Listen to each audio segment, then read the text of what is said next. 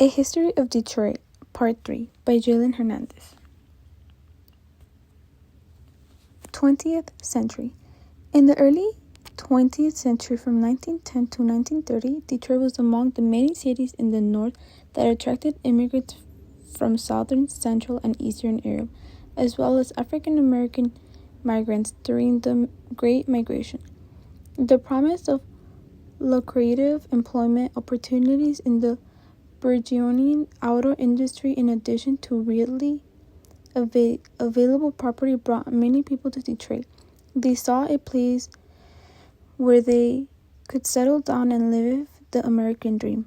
More than 1/5 of the population of the cities were constantly composed of immigrants during the first half of the 20th century, from at least 1880 to the 1980s.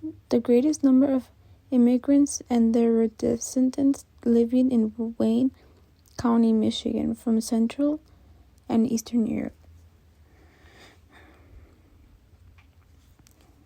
20th century. During the Great Migration, it was not only Black Americans seeking better opportunities throughout the United States. In the 1930s and early 40s, many Native Americans, such as the Creek, Muskogee, and Cherokee from Oklahoma, settled in Detroit. The federal government encouraged such urban relocation so that Native Americans would have access to jobs and other opportunities. The Hispanic population of Detroit also rapidly increased after 1940, especially in the late 20th century as immigration laws changed. By 2010, the Hispanic population of Detroit was 10 times higher than that of 1940. 20th century. Detroit's population increased from under 500,000 in 1910 to over 1.8 million at the city's peak in 1950, making Detroit the fourth most populous city in the United States at that time. The population grew largely because of an influx of European immigrants, in addition to the migration of both Black and white Americans to Detroit.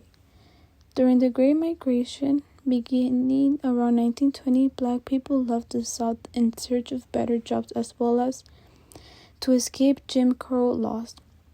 During the first wave of the Great Migration, thousands of African Americans settled in Detroit as part of the total of 1.5 million Black people who left the South in the first half of the 20th century looking for opportunities in the Northeast and Midwest. In 1910, about 6,000 Black people lived in the city. By 1930, more than 120,000 Black people lived in Detroit. Despite the large influx of Black residents, in 1940, whites still made up 90.4% of the city's population, indicating a similarly large influx of white residents due to the